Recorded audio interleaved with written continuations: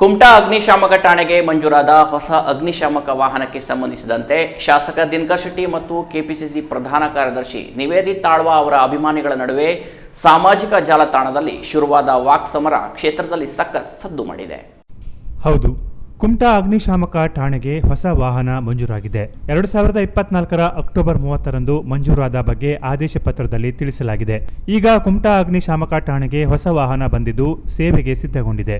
ಈ ವಾಹನ ಮಂಜೂರಿ ಮಾಡಿಸುವಲ್ಲಿ ಯಾರ ಪ್ರಯತ್ನ ಕೆಲಸ ಮಾಡಿದೆ ಎಂಬುದರ ಬಗ್ಗೆ ಕ್ಷೇತ್ರದಲ್ಲಿ ಚರ್ಚೆ ನಡೆದಿದ್ದು, ಕಾಂಗ್ರೆಸ್ ಮತ್ತು ಶಾಸಕರ ಆಪ್ತರು ತಮ್ಮ ತಮ್ಮ ನಾಯಕರ ಪರ ಸಾಮಾಜಿಕ ಜಾಲತಾಣದಲ್ಲಿ ಬೆನ್ನು ತಟ್ಟಿಕೊಡುತ್ತಿರುವ ಬಗ್ಗೆ ಸಖತ್ ಚರ್ಚೆ ನಡೆದಿದೆ. ಕುಮಟಾ ಅಗ್ನಿಶಾಮಕ ಠಾಣೆಯಲ್ಲಿರುವ ಅಗ್ನಿಶಾಮಕ ವಾಹನಗಳು ತೀರಾ ಹಳೆಯದಾಗಿದ್ದು ಬರೋಬ್ಬರಿ 16 ವರ್ಷ ಕಳೆದಿದ್ದರಿಂದ ಸುಸ್ಥಿತಿಯಲ್ಲಿರಲಿಲ್ಲ.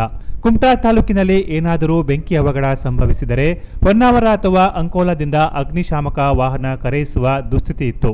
ಹಾಗಾಗಿ ಹೊಸ ಅಗ್ನಿಶಾಮಕ ವಾಹನವನ್ನ ಠಾಣೆಗೆ ನೀಡುವಂತೆ ಹಲವು ವರ್ಷಗಳಿಂದ ಠಾಣಾಧಿಕಾರಿಗಳು ತಮ್ಮ ಮೇಲಾಧಿಕಾರಿಗಳ ಮೂಲಕ ಸರ್ಕಾರವನ್ನ ಆಗ್ರಹಿಸುತ್ತಾ ಬಂದಿದ್ದರು. ಈ ಸಂಬಂಧ ಅಧಿಕಾರಿಗಳು ರಾಜ್ಯ ಸರ್ಕಾರದಲ್ಲಿ ಪ್ರಭಾವ ಇರುವ ಕೆಪಿಸಿಸಿ ಪ್ರಧಾನ ಕಾರ್ಯದರ್ಶಿ ನಿವೇದಿತಾ ಆಳ್ವ ಮತ್ತು ಶಾಸಕ ದಿನಕರ್ ಶೆಟ್ಟಿ ಅವರ ಬಳಿಯೂ ಮನವಿ ಮಾಡಿದರಂತೆ. ಎಲ್ಲರ ಪ್ರಯತ್ನದ ಫಲವಾಗಿ ಅಂತೂ ಕುಮಟಾ ಅಗ್ನಿಶಾಮಕ ಠಾಣೆಗೆ ಹೊಸ ವಾಹನ ಬಂದಿದೆ. ಈ ಬಗ್ಗೆ ತಮ್ಮ ಫೇಸ್ಬುಕ್ ಖಾತೆಯಲ್ಲಿ ಮಾಹಿತಿ ಹಂಚಿಕೊಂಡ ಕೆಪಿಸಿಸಿ ಪ್ರಧಾನ ಕಾರ್ಯದರ್ಶಿ ನಿವೇದಿತಾ ಆಳ್ವ ಅವರು ಕುಮಟಾ ಅಗ್ನಿಶಾಮಕ ಠಾಣೆಗೆ ಹೊಸ ವಾಹನ ಮಂಜೂರಿ ಮಾಡಿದ ಗೃಹ ಸಚಿವರಾದ ಪರಮೇಶ್ವರ್ ಅವರಿಗೆ ಅಭಿನಂದನೆ ಸಲ್ಲಿಸಿದ್ದಾರೆ. ವಾಹನದ ಫೋಟೋ ಜೊತೆಗೆ ಗೃಹ ಸಚಿವರ ಜೊತೆಗಿರುವ ಫೋಟೋ ಮತ್ತು ಸ್ಥಳೀಯ ಪತ್ರಿಕೆಯೊಂದರಲ್ಲಿ ಬಂದ ಸುದ್ದಿಯ ಫೋಟೋವನ್ನ ಹಂಚಿಕೊಂಡಿದ್ದಾರೆ. ಈ ಸ್ಥಳೀಯ ಪತ್ರಿಕೆಯಲ್ಲಿ ಪ್ರಕಟವಾದ ವರದಿಯಲ್ಲಿ ಕುಮಟಾ ಅಗ್ನಿಶಾಮಕ ಠಾಣೆಗೆ ಹೊಸ ವಾಹನ ಮಂಜೂರಿ ಮಾಡುವಲ್ಲಿ ನಿವೇದಿತಾ ಆಳ್ವರ ಪ್ರಯತ್ನವೇ ಪ್ರಮುಖ ಕಾರಣವಾಗಿದೆ. ಈ ಸಂಬಂಧ ನಿವೇದಿತಾ ಆಳ್ವ ಅವರು ಗೃಹ ಸಚಿವರನ್ನ ಬೆಂಗಳೂರಿನಲ್ಲಿ ಭೇಟಿ ಮಾಡಿ ಅಭಿನಂದನೆ ಸಲ್ಲಿಸಿದ್ದಾರೆ. ನಿವೇದಿತಾ ಆಳ್ವರ ಈ ಪ್ರಯತ್ನಕ್ಕೆ ಕುಮಟಾ ಬ್ಲಾಕ್ ಕಾಂಗ್ರೆಸ್ ಅಧ್ಯಕ್ಷರಾದ ಭುವನ್ ಭಾಗವತ್ ಮತ್ತು ಗ್ಯಾರಂಟಿ ಯೋಜನೆಗಳ ಅನುಷ್ಠಾನ ಸಮಿತಿ ಜಿಲ್ಲಾಧ್ಯಕ್ಷ ಸತೀಶ್ ನಾಯ್ಕರು ಕೂಡ ನಿವೇದಿತಾ ಆಳ್ವರಿಗೆ ಕೃತಜ್ಞತೆ ಸಲ್ಲಿಸಿದ್ದಾರೆ ಎಂದು ಪ್ರಕಟವಾದ ವರದಿಯಲ್ಲಿ ತಿಳಿಸಲಾಗಿದೆ.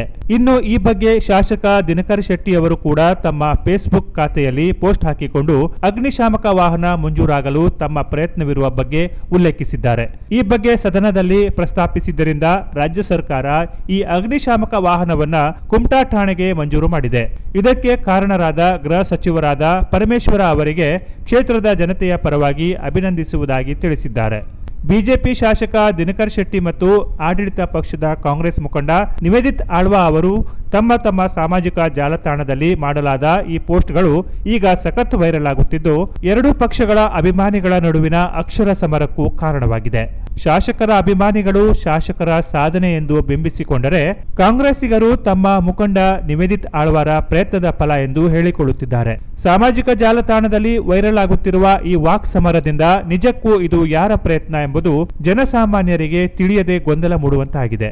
ಹಾಗಾಗಿ ಸಂಬಂಧಪಟ್ಟ ಅಧಿಕಾರಿಗಳಾಗಲಿ ಅಥವಾ ಜಿಲ್ಲಾ ಉಸ್ತುವಾರಿ ಸಚಿವರಾಗಲಿ ಈ ಬಗ್ಗೆ ಸ್ಪಷ್ಟನೆ ನೀಡಿದರೆ ಕುಮಟಾ ಕ್ಷೇತ್ರದ ಜನರ ಗೊಂದಲ ನಿವಾರಣೆಯಾಗಬಹುದು ಎಂಬ ಮಾತುಗಳು ಕ್ಷೇತ್ರಾದ್ಯಂತ ಕೇಳಿಬರುವಂತಾಗಿದೆ. ಇನ್ನು ಈ ಬಗ್ಗೆ ಕೆನರಾ ಪ್ಲಸ್ ವಾಹಿನಿಗೆ ಮಾಹಿತಿ ನೀಡಿದ ಕೆಪಿಸಿಸಿ ಪ್ರಧಾನ ಕಾರ್ಯದರ್ಶಿ ನಿವೇದಿತಾ ಆಳ್ವ ಅವರು ಎಲ್ಲರ ಪ್ರಯತ್ನದ ಫಲವಾಗಿ ಅಗ್ನಿಶಾಮಕ ಠಾಣೆಗೆ ಹೊಸ ವಾಹನ ಬಂದಿದೆ. ಯಾರು ಮಾಡಿದ್ದು ಎನ್ನುವುದಕ್ಕಿಂತ ಕೆಲಸ ಆಯ್ತಲ್ಲ ಎಂಬುದೇ ಇಂಪಾರ್ಟೆಂಟ್ ಆಗುತ್ತೆ. ನಮ್ಮ ಸರ್ಕಾರ ಹೊಸ ವಾಹನ ನೀಡಿದ್ದಕ್ಕೆ ನಮ್ಮ ಗೃಹ ಸಚಿವರಿಗೆ ಅಭಿನಂದನೆ ಸಲ್ಲಿಸಿದ್ದೇನೆ. ನಮಗೆ ಕ್ಷೇತ್ರದ ಅಭಿವೃದ್ಧಿ ಮುಖ್ಯ ಎನ್ನುವ ಮೂಲಕ ಸರಳತೆಯನ್ನ ಮೆರೆದಿದ್ದಾರೆ.